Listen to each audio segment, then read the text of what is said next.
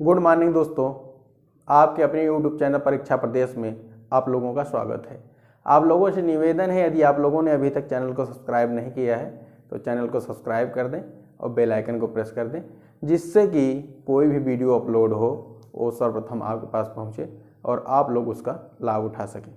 तो दोस्तों, हम लोग इतिहास पढ़ रहे थे, इतिहास में प्राचीन इतिहास पढ़ रहे थे और प्राचीन इतिहास में हम लोग काफ़ी कवर कर चुके हैं और गुप्तोत्तर काल पढ़ रहे थे दोस्तों कल से। और हम लोग आज थानेश्वर का पुष्यभूति वंश या वर्धन वंश को आज पढ़ेंगे। तो देखते हैं दोस्तों, हम लोगों ने जो कल पढ़ा था उसके आगे आज चलते हैं और पढ़ते हैं। थानेश्वर का पुष्यभूति वंश या वर्धन वंश। इस वंश का जो संस्थापक था दोस्तों, उसका नाम था पुष्यभूति। पुष्यभूति जो था, पुष्यभूति वंश की स्थापना की थी और जिसे आगे चलकर वर्धन वंश के नाम से जाना गया। नेक्स्ट देख लेते हैं दोस्तों इसके बारे में कुछ। इस वंश का प्रथम प्रसिद्ध शासक प्रभाकर वर्धन था। इसे ही वास्तविक संस्थापक माना जाता है। इस वंश का प्रथम वास्तविक संस्थापक जो था दोस्तों, उसका नाम प्रभाकर वर्धन था। प्रभाकर वर्धन को इस वंश का वास्तविक संस्थापक माना जाता है। नेक्स्ट देख लेते हैं दोस्तों। प्रभाकर वर्धन ने अपनी पुत्री का विवाह कन्नौज के मौखरी वंश के शासक ग्रहवर्मा से किया था। प्रभाकर वर्धन ने अपनी पुत्री का विवाह मौखरी वंश के शासक ग्रहवर्मा से कर दिया दोस्तों।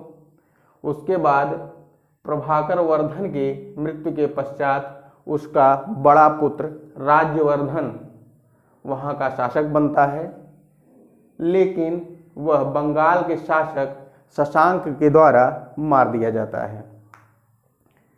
बंगाल के शासक शशांक के द्वारा जब राज्यवर्धन मार दिया जाता है दोस्तों, तो उसके बाद उस गद्दी पर इसका छोटा भाई जिसका नाम हर्षवर्धन है वह आसीन हो जाता है। देखते हैं आगे। फिर प्रभाकर वर्धन का द्वितीय पुत्र हर्षवर्धन उसका उत्तराधिकारी बना। अब दोस्तों, हर्षवर्धन जो है उत्तराधिकारी के रूप में उस गद्दी पर बैठ गया है और अब यह शासन करेगा आगे चल करके। इसी हर्षवर्धन ने ही कन्नौज में भी अपनी सत्ता स्थापित की और राजधानी थानेश्वर से कन्नौज स्थानांतरित कर दिया। हर्षवर्धन जब अगला शासक बना दोस्तों, तो इसने जो है अपनी राजधानी जो थानेश्वर पहले हुआ करती थी उसे इसने शिफ्ट करके कन्नौज कर दिया। और इसका जो टाइम पीरियड है दोस्तों हर्षवर्धन का, वह है 606 AD से 647 AD, अर्थात 606 ईस्वी से 647 ईस्वी तक इसने शासन किया। यह बहुत ही महत्वपूर्ण शासक है दोस्तों हर्षवर्धन, इस वर्धन वंश का। देखते हैं आगे दोस्तों। मालवा के उत्तर गुप्त के शासक देवगुप्त। उत्तर गुप्त का मतलब होता है दोस्तों गुप्त उत्तर, मैंने उत्तर गुप्त लिखा है। तो मालवा के उत्तर गुप्त के शासक देवगुप्त ने बंगाल के गौड़ वंश के शासक शशांक की मदद से कन्नौज पर आक्रमण कर दिया और मौखरी वंश के शासक ग्रहवर्मा की हत्या कर दी। यह दोस्तों वर्धन वंश के पीछे की थोड़ी सी कहानी है, इसे समझना होगा आप लोगों को। मालवा के उत्तर गुप्त के शासक देवगुप्त ने बंगाल के गौड़ वंश के शासक शशांक की मदद से कन्नौज पर आक्रमण कर दिया था दोस्तों और मौखरी वंश के शासक ग्रहवर्मा की हत्या कर दी थी।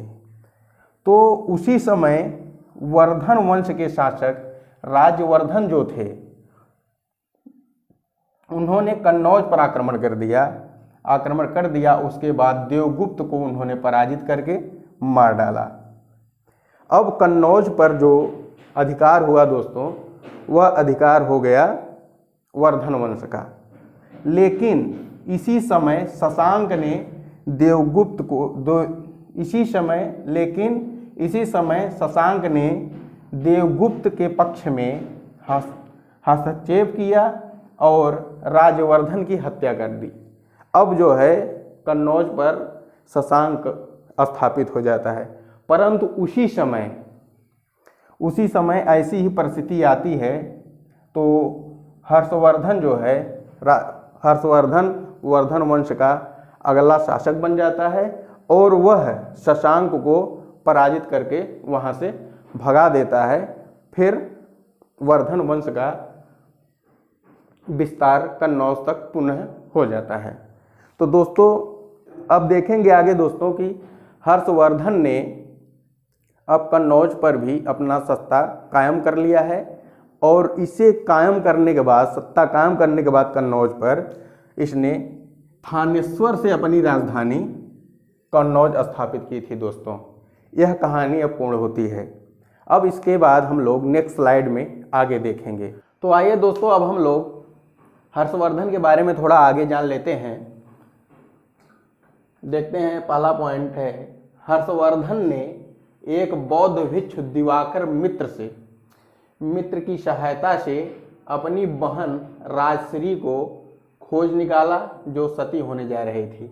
इसकी बहन का नाम राजश्री था दोस्तों, और इसकी बहन का जिससे विवाह हुआ था उसका नाम गृहवर्मा था। गृहवर्मा जब मार दिया जाता है शशांक के द्वारा तो उसकी जो पत्नी थी वो सती होने जा रही थी और हर्षवर्धन ने इन्हें खोजा दिवाकर मित्र की सहायता से और उन्हें सती होने से रोक लेता है। आगे चलते हैं दोस्तों। मौखरी सेनापति सिंहनाद के अनुरोध पर हर्ष कन्नौज की गद्दी को स्वीकार कर लेता है। हर्ष जो मौखरी वंश के सेनापति सिंहनाद हैं उनके अनुरोध पर कन्नौज की गद्दी पर बैठ जाता है। और आगे देखते हैं, हर्ष ने अपनी राजधानी थानेश्वर से कन्नौज कर दी। इसके पहले भी मैंने बताया था दोस्तों। और कामरूप के शासक भास्कर वर्मा से मित्रता की। अब इसने भास्कर वर्मा से मित्रता करके एक शत्रु को कम कर लिया है दोस्तों। आगे चलते हैं दोस्तों। शशांक की मृत्यु के पश्चात हर्ष ने बंगाल पर आक्रमण करके बंगाल को जीत लिया और बंगाल को वर्धन वंश में मिला लेता है। नेक्स्ट, हर्ष ने वल्लभी के शासक ध्रुवसेन को पराजित किया और उससे अपनी पुत्री का विवाह कर दिया। हर्ष जो है दोस्तों उसने ध्रुवसेन को पराजित कर दिया। जो वल्लभी का शासक था ध्रुवसेन को पराजित करके उसी से अपनी पुत्री का विवाह कर देता है।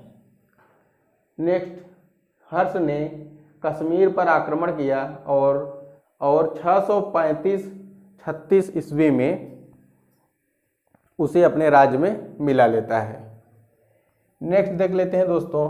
हर्ष ने उड़ीसा को भी जीता 640 एडी में और 641 एडी में हर्ष ने मगध को जीता और मगध राज की उपाधि ली। मगध को जीतने के बाद हर्ष ने मगध राज की उपाधि ली थी दोस्तों। यह हमेशा क्वेश्चन पूछा जाने वाला क्वेश्चन है, पूछा जाता रहा है। इस प्रकार हर्षवर्धन ने लगभग पूरे भारत पर अपना नियंत्रण कर लिया दोस्तों और उत्तर भारत के पश्चात वह दक्षिण भारत पर भी अब आक्रमण करेगा। आगे बताते हैं कि बाणभट्ट जो है अपनी रचना हर्षचरित में इसका उल्लेख करते हैं इस छोटी सी कहानी का कि वातापी के जो शासक थे जिनका नाम पुलकेशिन द्वितीय था, उसके ऊपर वातापी पर हर्षवर्धन ने 630 ईस्वी में आक्रमण कर दिया। उसके बाद इसका निर्णय जो हुआ इसका पता बताते हैं कि इसका उल्लेख हर्षचरित्र में नहीं किया गया है बाणभट्ट के द्वारा, लेकिन युद्ध जो है हुआ था। तो दोस्तों अब ये हर्षवर्धन की जो महत्वपूर्ण शासक था वर्धन वंश का यह समाप्त हो जाता है। अब हम लोग हर्षवर्धन कालीन सामाजिक, आर्थिक और राजनीतिक स्थिति को नेक्स्ट स्लाइड में देखेंगे। चलिए दोस्तों, आगे अब हम लोग हर्षवर्धन कालीन सामाजिक, आर्थिक और सांस्कृतिक स्थिति को देख लेते हैं। सभी को एक साथ देखेंगे दोस्तों, इसमें कुछ अलग नहीं किए हैं, पॉइंट वाइज है, सभी को एक साथ देखेंगे। सामाजिक स्थिति को भी, आर्थिक स्थिति को और सांस्कृतिक स्थिति को भी एक साथ देखते हैं। आइए दोस्तों, हर्ष के प्रशासन में केंद्रीयकरण के तत्व कमजोर थे, अर्थात केंद्र कमजोर हुआ करता था दोस्तों, और जो उसके जो सामंत और विकेंद्रीकरण था, उसके शासन में सामंती व्यवस्था अत्यधिक लागू हुआ करती थी, अर्थात विकेंद्रीकरण के तत्व अधिक मजबूत हुआ करते थे। नेक्स्ट दोस्तों, राजा गौरवपूर्ण उपाधि धारण करते थे। ये जो राजा हुआ करते थे दोस्तों वर्धन काल के, वे सभी गौरवपूर्ण उपाधि धारण करते थे, जिसमें कुछ महत्वपूर्ण उपाधियां हैं दोस्तों। आइए देखते हैं हम लोग। पहला है परम भंडारक की उपाधि दोस्तों, और दूसरा है एकाधिराज की उपाधि। ये लोग परम भंडारक, एकाधिराज की उपाधि, परमेश्वर की उपाधि धारण करते थे दोस्तों, जबकि कुछ लोग महाराजाधिराज की उपाधि धारण किया करते थे। कुछ राजा थे जो चक्रवर्ती, और कुछ थे जो सार्वभौम की उपाधि धारण किया करते थे दोस्तों। अब हम लोग नेक्स्ट देखेंगे दोस्तों, हर्षवर्धन के प्रशासन के सामंती स्वरूप की जानकारी इस बात से भी मिलती है कि उसके अधीन अनेक शासक शासन कर रहे थे, जिनका नाम निम्नलिखित है। हर्षवर्धन के प्रशासन के सामंती स्वरूप का जो ज्ञान मिलता है दोस्तों, उससे यह ज्ञान मिलता है कि इसके अंदर कई शासक शासन कर रहे थे। इससे यह पता चलता है कि उसके शासन में सामंती व्यवस्था काफ़ी चरम पर थी, जिसके कारण विकेंद्रीकृत के तत्व अधिक थे। जैसे दोस्तों इसके शासन के अंतर्गत भूपाल एक प्रकार का सामंत होता था, जिसे भूपाल कहा जाता था। नृपति होता था दोस्तों, महासामंत होता था, लोकपाल होता था, महाराजा होता था, और कुमार मात्य या कुमार होता था दोस्तों। ये लोग जो है हर्षवर्धन के नीचे अर्थात सामंत के रूप में शासन किया करते थे।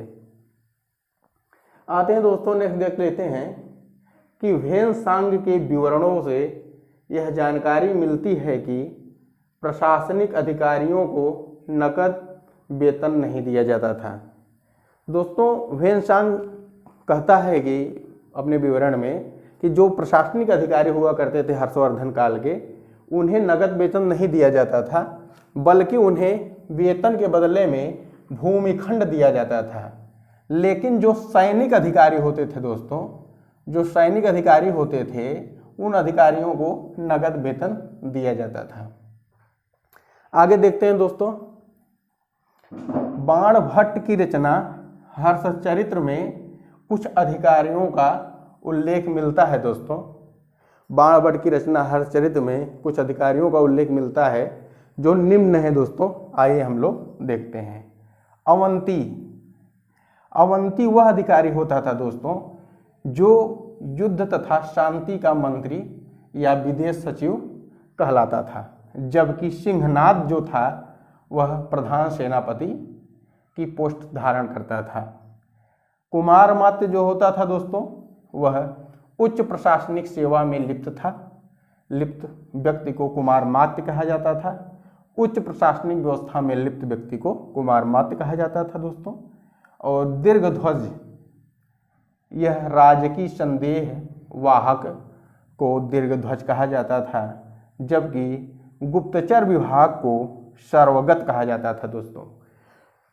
गुप्तचर विभाग को सर्वगत कहा जाता था, जबकि अश्वसेना का जो प्रमुख अधिकारी होता था उसे कुंतल, जबकि हाथी सेना का जो प्रमुख अधिकारी होता था उसे स्कंद गुप्त कहा जाता था।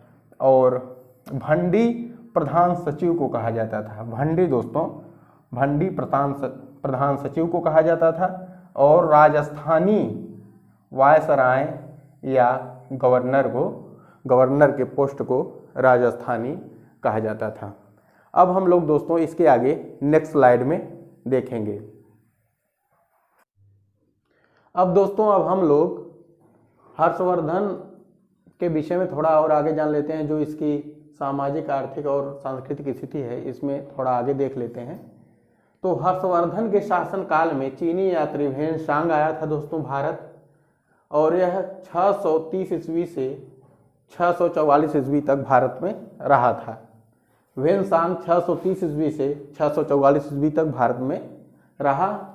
देख लेते हैं इसके बारे में दोस्तों। भारत से वापस लौटने के पश्चात ह्वेनसांग ने एक बुक की रचना की जिसका नाम था दोस्तों सीयूकी। सीयूकी की रचना ह्वेनसांग ने की जो चीनी भाषा में थी दोस्तों, चीनी भाषा में थी, जिससे हर्षवर्धन कालीन भारतीय इतिहास की जानकारी मिलती है। सीयूकी में हर्षवर्धन काल के समय जो भी राजा हुआ करते थे उनके बारे में इस सीयूकी नामक बुक में लिखा गया है, अर्थात हर्षवर्धन के बारे में काफ़ी डिटेल में इस बुक में लिखा गया है। देखते हैं दोस्तों, ह्वेनसांग ने नालंदा विश्वविद्यालय में 6 वर्षों तक शिक्षा प्राप्त की और इसके गुरु का नाम शीलभद्र था। बहुत ही महत्वपूर्ण क्वेश्चन बनता है दोस्तों, ह्वेनसांग के गुरु का नाम क्या था? शीलभद्र था। उस समय गुरु और शिष्य को मिलाकर पूरे नालंदा विश्वविद्यालय में लगभग 10,000 से अधिक लोग वहाँ पर रहते थे दोस्तों, शिक्षा ग्रहण, अध्ययन, अध्यापन करते थे। आगे देखते हैं दोस्तों, ह्वेनसांग से प्रेरित होकर हर्ष ने बौद्ध धर्म को स्वीकार कर लिया और 643 ईस्वी में हर्ष ने ह्वेनसांग की अध्यक्षता में कन्नौज महासम्मेलन का आयोजन किया, जिसका मुख्य उद्देश्य था बौद्ध धर्म की महान शाखा को प्रतिष्ठित करना। जिसका मुख्य उद्देश्य था बौद्ध धर्म की महान शाखा को प्रतिष्ठित करना। आगे देख लेते हैं दोस्तों, हर्ष स्वयं एक विद्वान व्यक्ति था और उसने 3 रचनाएं लिखी, जिसमें पहला है प्रियदर्शिका, नागानंद और रत्नावली। हर्ष ने इन 3 पुस्तक लिखी दोस्तों, 3 रचनाएं लिखी, जिसमें प्रियदर्शिका, नागानंद और रत्नावली है, जो दोस्तों संस्कृत भाषा में है और ये तीनों नाटक हैं। आगे देखते हैं दोस्तों, हर्ष ने 606 ईस्वी में अपने राज्याभिषेक के उपलक्ष्य में हर्ष संवत का आरंभ किया। नेक्स्ट देखते हैं दोस्तों, हर्ष ने चीन के साथ मैत्रिक संबंध स्थापित किए और अपना दूत चीनी दरबार में भेजा। इसके बदले में चीन ने भी अपने दूत को हर्ष के दरबार में अर्थात भारत भेजता है।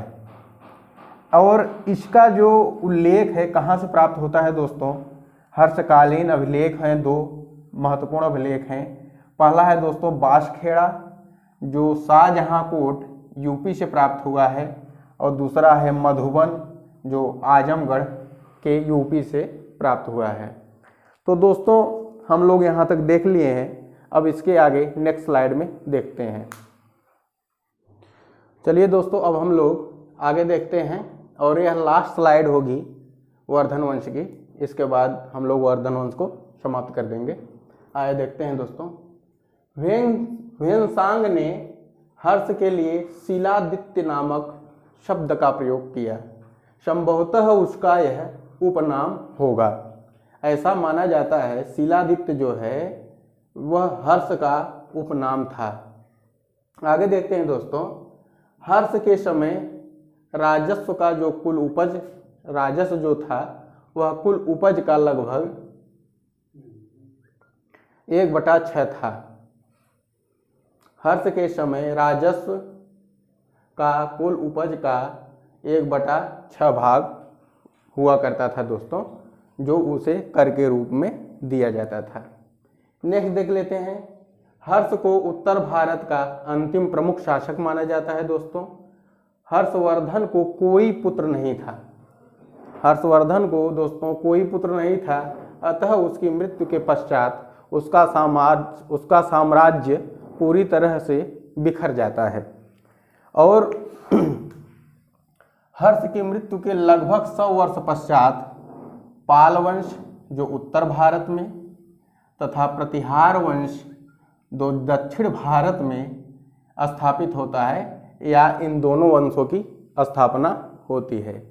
इन दोनों वंशों का जो संबंध है दोस्तों, पाल वंश और प्रतिहार वंश, इसका संबंध दोस्तों मध्यकाल से है। हम लोग जब मध्यकाल पढ़ेंगे तो इन दोनों वंशों के विषय में विस्तृत रूप से पढ़ेंगे। दोस्तों अब हम लोग यह जो वर्धन वंश है यह समाप्त हो गया है। अब इसके आगे हम लोग चालुक्य वंश को पढ़ेंगे, लेकिन आज की क्लास हम लोग यहीं पर समाप्त करते हैं।